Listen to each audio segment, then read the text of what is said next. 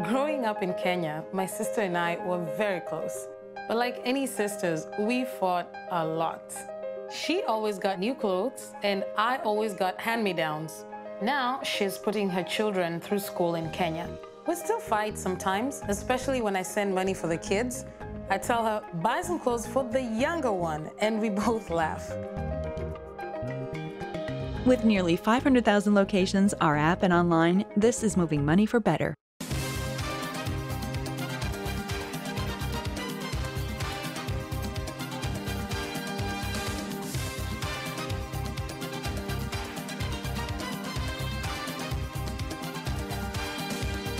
What's up, people? It's your girl Adeola. Can you guys believe it's been 2 years since more than 200 girls were kidnapped by Boko Haram? Yet our girls are still in captivity.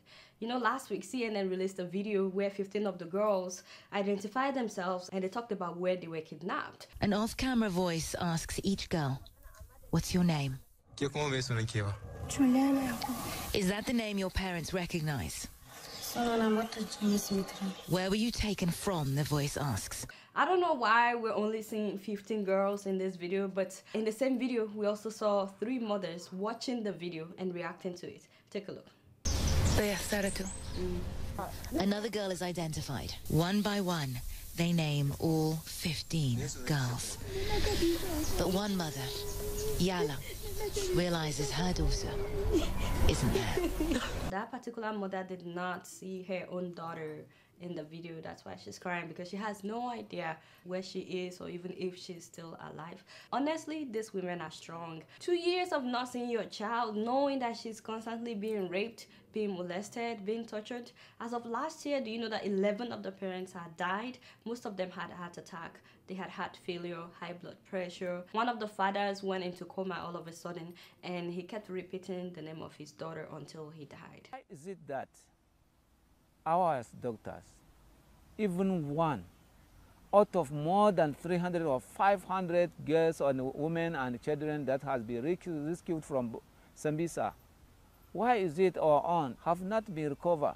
That's the reality on ground. My main beef is with the attitude of this present administration. Before winning this election, Buhari promised us that he would do whatever he could to bring the girls back. It's been a year. Are they still strategizing, like many people have been telling me? Many people ask me, Adeola, what else do you want him to do? I'm like, whatever he would have done if Zara was the one that was kidnapped, let him do that. Or whatever they would do if it was Kiki or Simbajo that was kidnapped. I mean, you know what? Forget it. As if to add insult upon injury, how could he deny the Bring Back Our Girls protesters access to the presidential villa last Wednesday? They wanted to mark the 2 years of the kidnapping, and they wanted to remind him to hurry up in whatever he's doing to find the girls. He didn't allow them to the presidential villa. And you want me to believe that he's doing everything to get the girls back? At least show that you care. Show the parents that you care. Instead, he has the information minister telling us stories. Mr. Lai Mohammed Mbame. Honestly, I'm really disappointed. Like, no, you disappointed me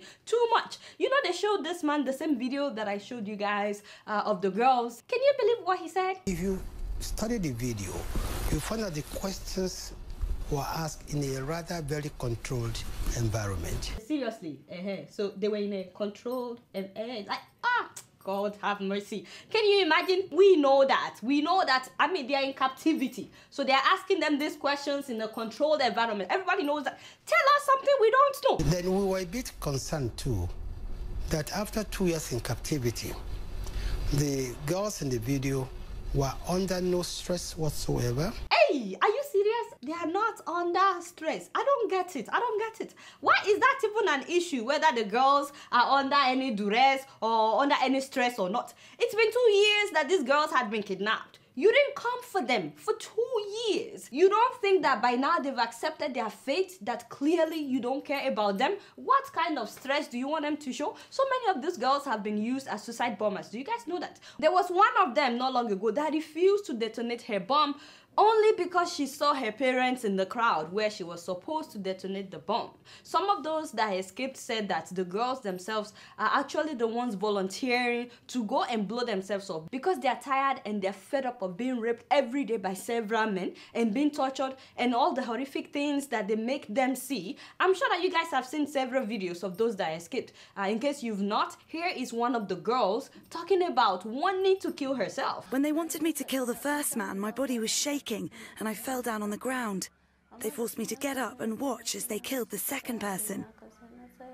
At that point, I was thinking I should grab a gun from the insurgents and kill myself since they taught us how to shoot. So that's the reality that these girls are facing. So telling us that they don't look stressed is like, are you kidding me? There has been little or no transformation to their physical appearance. Physical appearance? Why are we even talking about their physical appearance? Oh God, exactly what is he comparing them with? I mean, can you tell us something tangible that, you know, this is what we've done, this is where we are? There are ongoing talks, but of course many of these investigations cannot be disclosed, you know, openly because it could also endanger, you know, the negotiations. Negotiations going on cannot be disclosed. See, that's the same story that they've been telling us for 1 year since this new administration came in. You've been telling us the same thing. At the end of the video, one of the girls said that, oh, they are well, that all of them, they are well.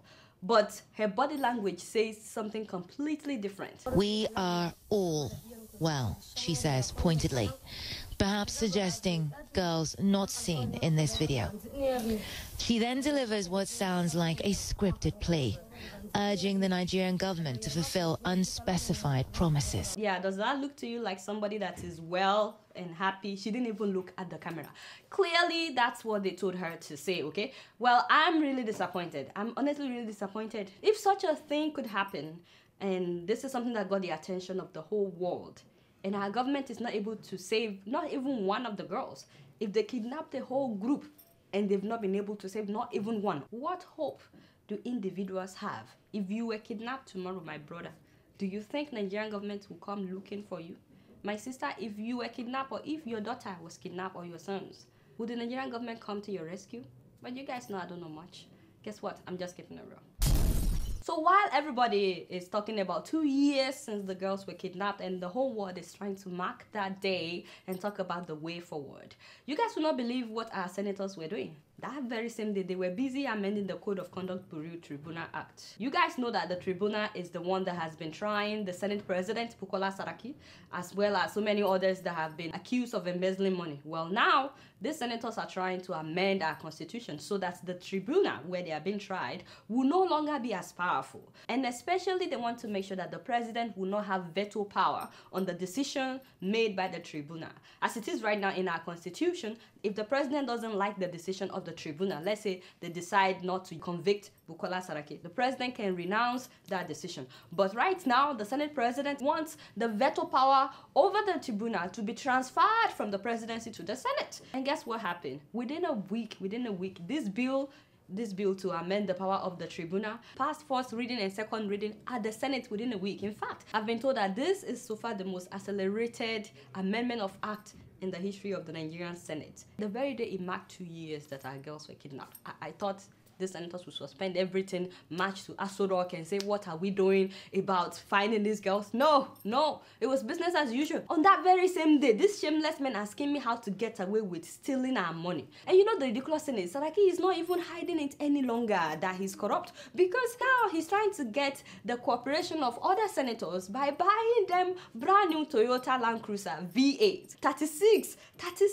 Toyota Land Cruiser, and each one of them costs 35 million naira. That is $175,000 each that he's spending on cars to bribe them so that they can transfer the veto power of the tribunal to the Senate.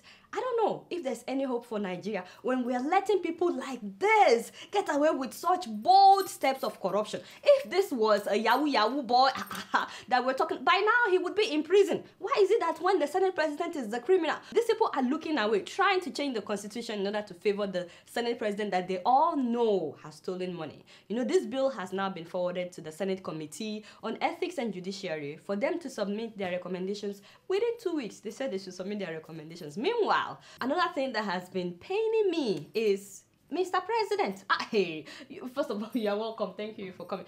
First of all, the fact that you've been traveling everywhere, people are now asking when you will visit Nigeria, you know, like when you will actually travel to your own country. It baffles me. I don't get it. And why are we borrowing money from China again? To another $2 billion. What happened to all the money that they borrowed when Donald was the president? All the money we borrowed from China, what did we do with that money? And what happened to all the money stolen by Nigerian officials? Why can't we just use that to do whatever we want to do with this $2 billion? What happened to the missing $20 billion?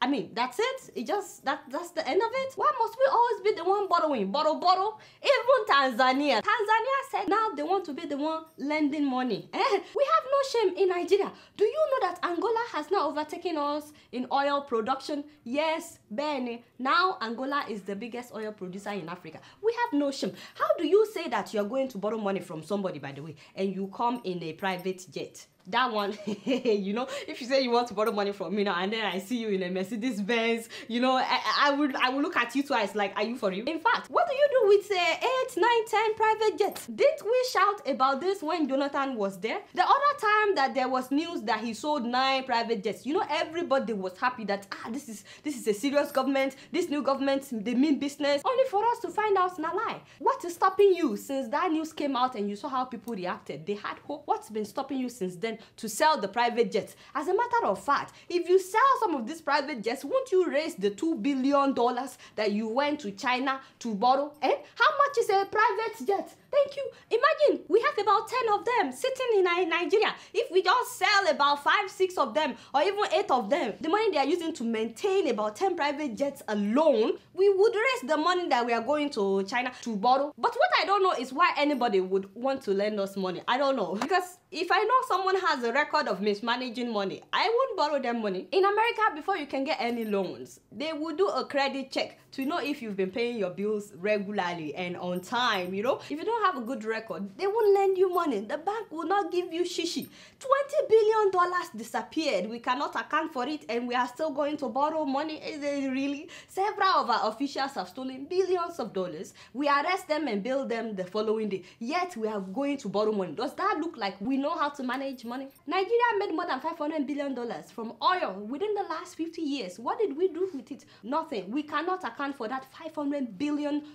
Now we are selling the future of our children to China and every other place because of $2 billion. Why now? China is going to make a lot of money off of this money that they are lending us, you know? And this is not just about the ridiculous interest rate. They are bringing their own people to Nigeria. Have you heard that they are learning Igbo, Hausa, or Yoruba in China? No, they are not learning our own language. Now we are learning their language. And not only that, all the constructions going on, since they are the one lending us money, they will say, you should hire our contractors. Have you not been seeing Chinese contractors? And then the money we borrow from them, we pay it back to them, you know, and they don't collect money in Naira, by the way. They want it in either yen or dollars. So we borrow money from them and they give us their contractors, so we are paying back the money we borrow from them. And the interesting thing is, the human rights lawyer, Femi Falana, already mapped out how Nigeria can raise $200 billion without going to borrow money from anybody. Apart from the $20 billion the NNPC has refused to remit back into the federal government's account, in 2006, Mr. Falana said that central banks spent $7 billion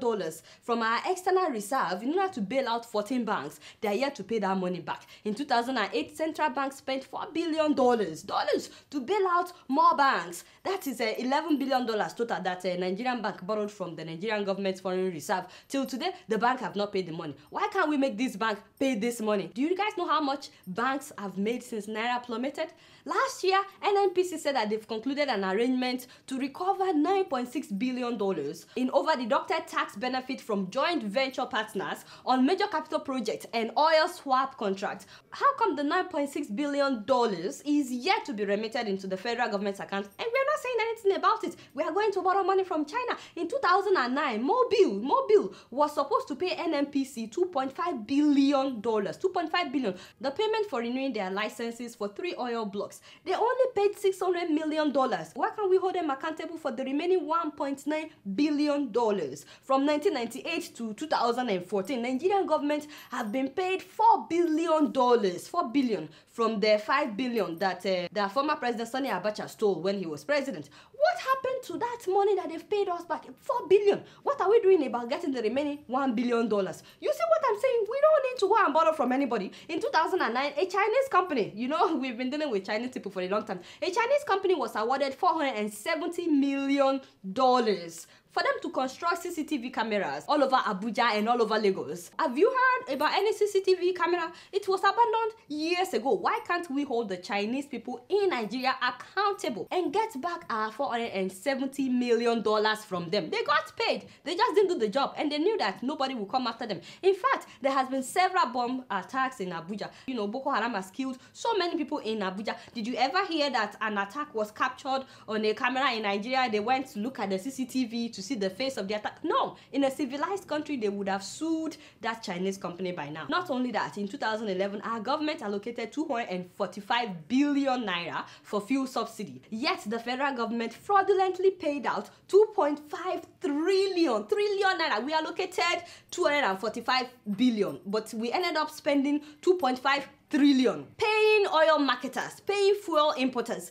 That is $16 billion. We need to get this $16 billion back. The list goes on and on. You should please take time to read the article by Femi Falana on how Nigeria can successfully recover $200 billion without going to China or anywhere to borrow money. These people, they are making a mess of everything. But you guys know I don't know much. Guess what? I'm just keeping it real.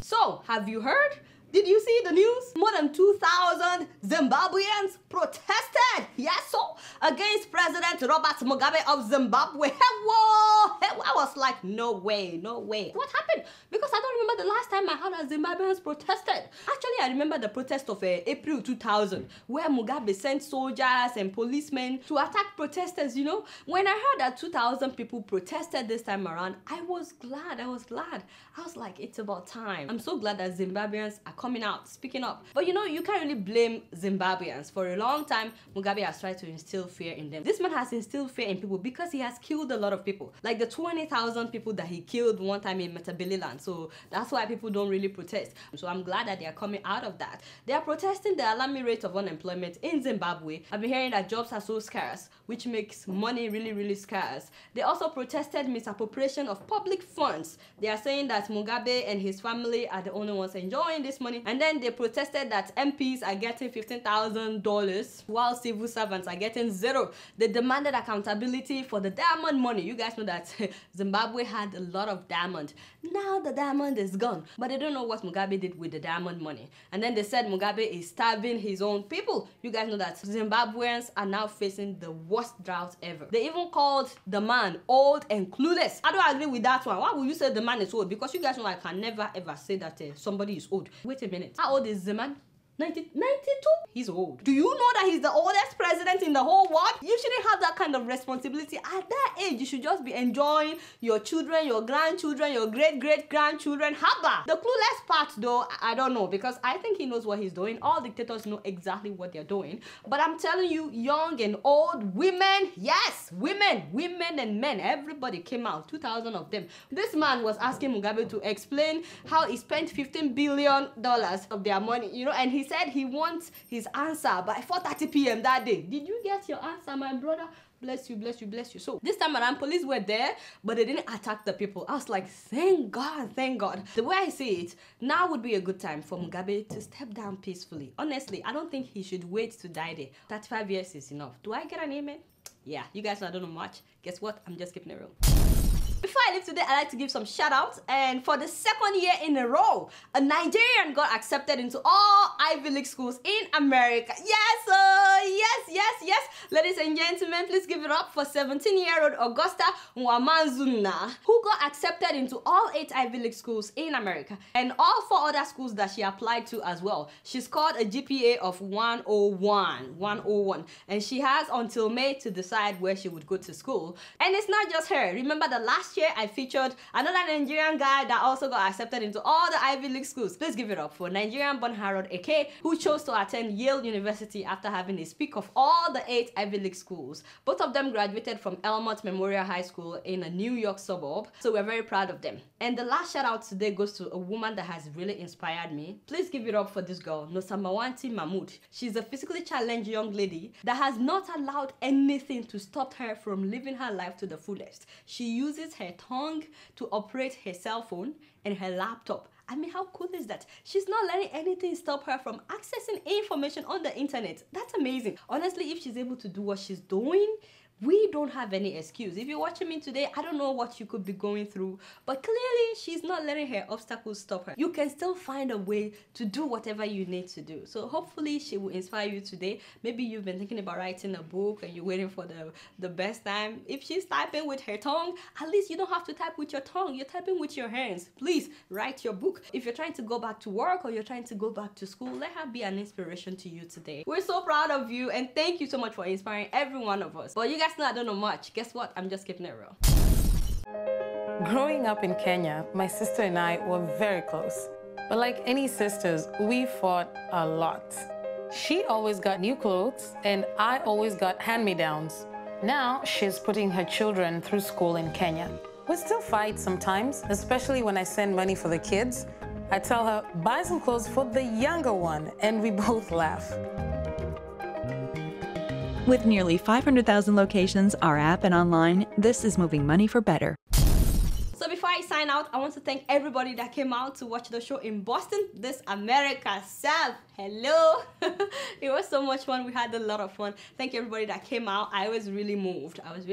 And of course, we'll be coming to Maryland, Texas, and you know, you guys invite us. Of course, we'll come. So thank you so much to everybody that came. We had a lot of fun. All right, y'all. It's been real. Don't forget to follow me on Facebook, Twitter, and Instagram. It's been real, and I'm keeping it real right up in here. Until next week, I'm gonna see y'all later. Peace out.